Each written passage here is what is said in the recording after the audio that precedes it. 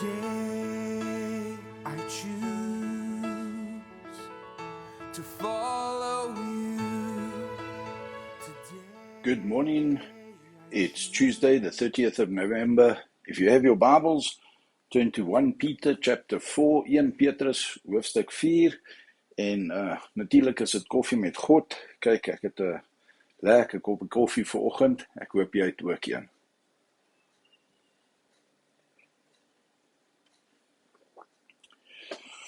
One Peter 4 verse 1 says, "Therefore, since Christ has suffered in the flesh, arm yourselves also with the same purpose, because he who has suffered in the flesh has ceased from sin."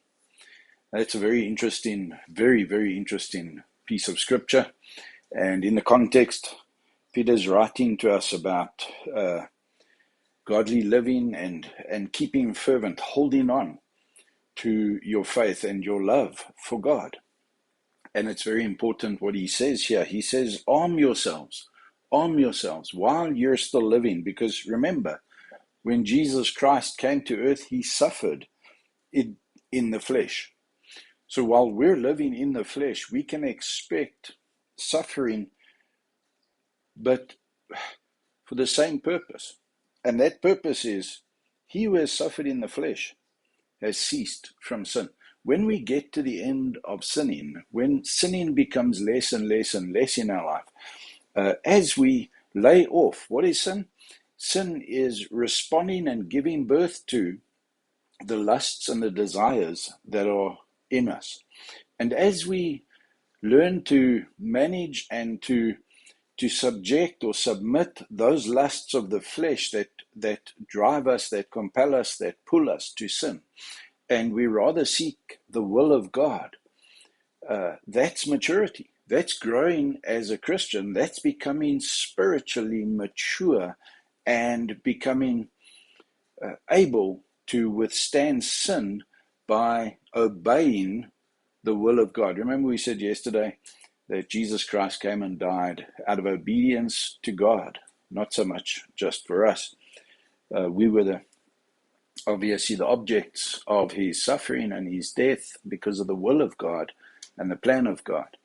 So today I want to just carry on talking about being obedient to God even through sufferings. When we go through times of sufferings, what does it do?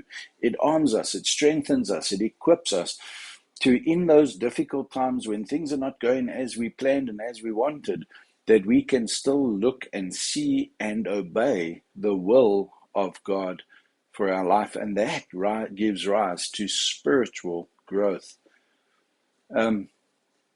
Physically, we grow with time. You don't see a 1 week old or a 1 month old baby being a meter tall. A baby is born so many centimeters and then they grow weekly and monthly, but growth physical is limited to time. The less time you have, the less growth you can exhibit and show. But with time, growth must occur physically. Mental growth is, that's definitely not, mental growth and intelligence is definitely not limited to time. I've known some pretty old guys who didn't show much mental growth, and I've met some incredibly young children with amazing ability to understand and with knowledge and with mental maturity. So mental growth is limited to learning. How much you learn, how much you study, how much you take in. If you don't take in a lot, if you don't learn, you're not going to grow mentally. And what I'm saying here this morning is spiritual growth, according to this scripture, is limited to suffering. The suffering that we go through stretches and tests our spiritual growth.